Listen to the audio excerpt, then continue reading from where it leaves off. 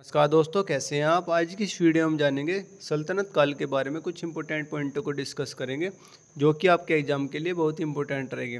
तो कृपया करके आप इस वीडियो को जरूर लास्ट तक वॉच करें। अगर हमारे द्वारा दी गई जानकारी आपको अच्छी लगे तो वीडियो को लाइक ज़रूर करें। चलिए स्टार्ट करते हैं अपनी वीडियो को। हमारा आज का टॉपिक है सल्तनत काल। तो सल्तनत काल में हम देखेंगे पहले गुलाम वंश को। तो गुलाम वंश का कार्यकाल चला 1206 से 1210 ईस्वी तक। तो गुलाम वंश में हमारा पहला पॉइंट है, इसको डिस्कस करते हैं। गुलाम वंश की स्थापना 1206 ईस्वी में कुतुबुद्दीन ऐबक ने की थी। उसने लाहौर को अपनी राजधानी बनाया था। तो इस पहले वाले पॉइंट में बताया कि गुलाम वंश की स्थापना 1206 में हुई और किसने करी? कुतुबुद्दीन ऐबक ने की थी और उसने लाहौर को अपनी राजधानी बनाया था। इसे 3 प्रश्न बन सकते हैं कि गुलाम वंश की स्थापना और किसने की और उसकी राजधानी कहाँ पर थी। गुलाम वंश की स्थापना 1206 में कुतुबुद्दीन ऐबक ने की, उसकी राजधानी लाहौर थी। देखते अपने दूसरे पॉइंट को। दूसरा पॉइंट में बताया कि ऐबक ने मलिक व सिपह सलाह की उपाधि धारण की थी। सिपह सलाह की उपाधि धारण की थी, उसे लाख बखश भी कहा जाता था। तो दूसरे पॉइंट में बताया कि ऐबक ने मलिक व सिपह सलाह की उपाधि धारण की थी, उसे लाख बख्श के नाम से भी जाना जाता था। तीसरे पॉइंट को देखते हैं। तीसरे पॉइंट में बताया कि ऐबक ने कुतुब मीनार की नींव रखवाई थी। 1210 ईस्वी में चंगोन पोलो खेलते हुए उसकी मृत्यु हो गई थी। तो तीसरे पॉइंट में बताया कि ऐबक ने कुतुब मीनार की नींव रखवाई थी, मतलब कुतुबुद्दीन ऐबक ने कुतुब मीनार की नींव रखवाई थी और 1210 ईस्वी में चौगान पोलो खेलते हुए उसकी मृत्यु हो गई। तो इस वाले से प्रश्न बन सकता है कि कुतुब मीनार की नींव किसने रखवाई थी? तो ये रखवाई थी कुतुबुद्दीन ऐबक ने और इसकी मृत्यु, कुतुबुद्दीन ऐबक की मृत्यु 1210 ईस्वी में चौगान पोलो खेलते हुए उसकी मृत्यु हो गई। अब हमारा अगला पॉइंट है, दिल्ली सल्तनत का वास्तविक संस्थापक इल्तुतमिश था। दिल्ली सल्तनत का वास्तविक संस्थापक इल्तुतमिश था। उसने 1229 ईस्वी में बगदाद के अब्बासी खलीफा से मान्यता प्राप्त की थी। इस वाले पॉइंट में बताया कि दिल्ली सल्तनत का वास्तविक संस्थापक कुतुबुद्दीन ऐबक वो इल्तुतमिश था। दिल्ली सल्तनत का वास्तविक संस्थापक इल्तुतमिश था। उसने 1229 ईस्वी में बगदाद के अब्बासी खलीफा से मान्यता प्राप्त की थी। इस वाले पॉइंट से बस इतना प्रश्न बन सकता है कि दिल्ली सल्तनत का वास्तविक संस्थापक कौन था। तो इसका आंसर होगा इल्तुतमिश। इसका वास्तविक संस्थापक था दिल्ली का। देखते अपने अगले पॉइंट को। हमारा अगले पॉइंट में बताया कि इसने अपनी राजधानी लाहौर की जगह दिल्ली को बनाया था। किसने? इल्तुतमिश ने। इसने अपनी राजधानी लाहौर की जगह दिल्ली को बनाया था और तुर्क-ए-चहलगानी नामक संगठन की स्थापना की। तुर्क-ए-चहलगानी के नामक संगठन की स्थापना की। तो ये पॉइंट इम्पोर्टेंट हो सकता है कि लाहौर की जगह दिल्ली को राजधानी किसने बनाया। तो इसका आंसर होगा इल्तुतमिश। और किसने? तुर्क-ए-चहलगानी नामक संगठन की स्थापना की जो है इल्तुतमिश ने। देखते अपने अगले पॉइंट को। इल्तुतमिश ने चांदी का टक्का तथा तांबे का जीतल नामक सिक्का चलवाया तथा न्याय का घंटा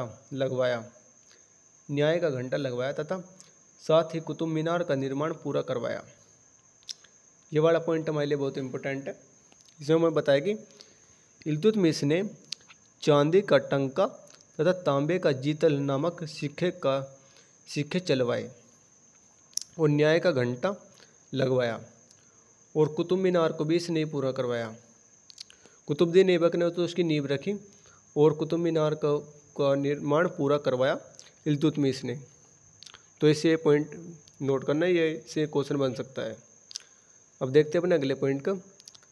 ख्वारिज़्म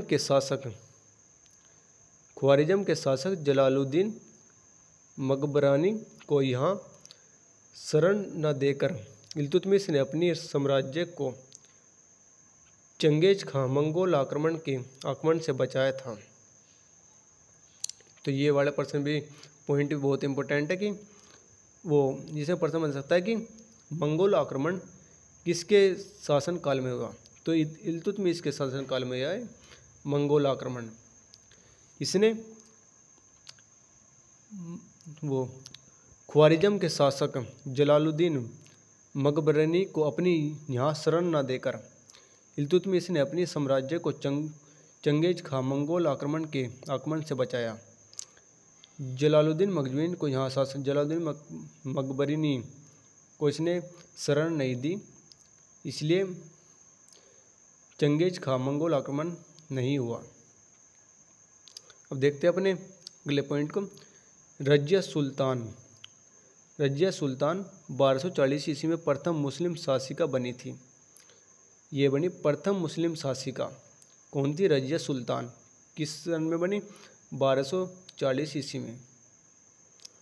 देखते हैं अपने अगले पॉइंट को। अगला पॉइंट है हमारा, रजिया ने पर्दा प्रथा का त्याग कर पुरुषों की तरह चोगा काबा एवं कुल्हा टोपी पहनना शुरू कर दिया था।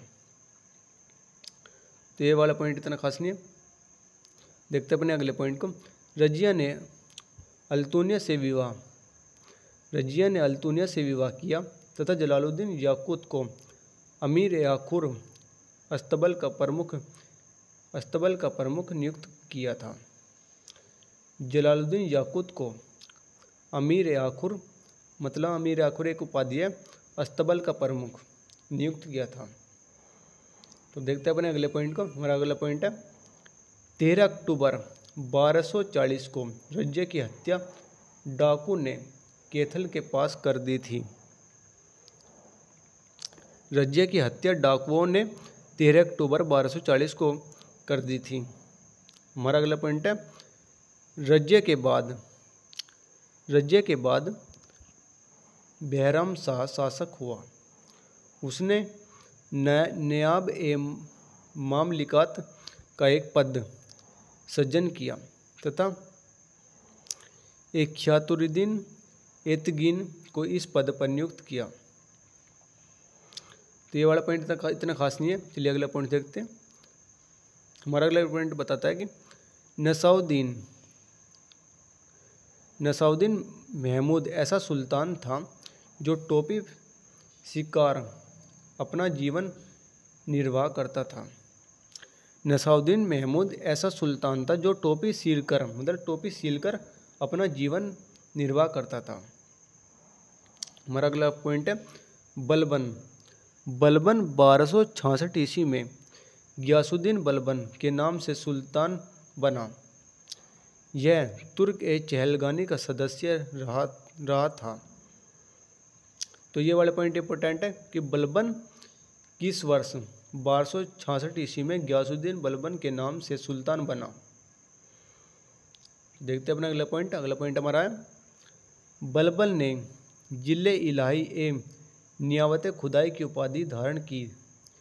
बलबन ने जिले इलाही एवं नियावत खुदाई की उपाधि धारण की तथा राज दरबार में सजदा ए पेबोस की प्रथा की शुरुआत की। बलबन ने जिले इलाही एवं नियावत खुदाई की उपाधि धारण की। ये प्रश्न बन सकता है जिले इलाही की उपाधि और नियावत खुदाई की उपाधि किसने धारण की? तो ये करी बलबन ने। और उसने अपने दरबार में सजदा ए पेबोस का प्रथा की शुरुआत की। सजदा मतलब सर झुकाना, इसकी शुरुआत बलबन ने की। हमारा अगला पॉइंट है, बलबन ने लौह ए रक्त की नीति का पालन किया। बलबन ने लौह ए रक्त की नीति का पालन किया। इसने पारसी त्योहार नवरोज को मनाना आरंभ किया। अगला पॉइंट हमारा है, बलबन दीवान ए अर्ज की स्थापना की थी। दीवान ए अर्ज की स्थापना की थी। इसके दरबार में अमीर खुसरो तथा अमीर हसन, इसके दरबार में अमीर खुसरो और अमीर हसन रहते थे। अमीर हसन और अमीर खुसरो, ये पॉइंट इंपॉर्टेंट है क्योंकि इससे प्रश्न बना है कि अमीर खुसरो और अमीर हसन किसके दरबार में रहते थे। ये थे बलबन के दरबार में। हमारा आखिरी पॉइंट है, गुलाम वंश का अंतिम शासक शमसुद्दीन कैमूर्स था। गुलाम वंश का अंतिम शासक, इससे प्रश्न बनता है कि गुलाम वंश का अंतिम शासक कौन था। तो यह पॉइंट आपके लिए बहुत इंपॉर्टेंट है। तो ये हमारे कुछ बहुत इंपॉर्टेंट पॉइंट थे जो कि आपके एग्जाम के लिए बहुत ही इंपॉर्टेंट रहेंगे। तो कृपया करके आप इन पॉइंटों को जरूर तैयार करें। अगर हमारे द्वारा दी गई जानकारी आपको अच्छी लगी हो तो वीडियो को लाइक जरूर करें और चैनल पर नहीं हो तो चैनल को सब्सक्राइब जरूर करें। तो मिलते हैं अपनी नेक्स्ट वीडियो में, तब तक के लिए धन्यवाद।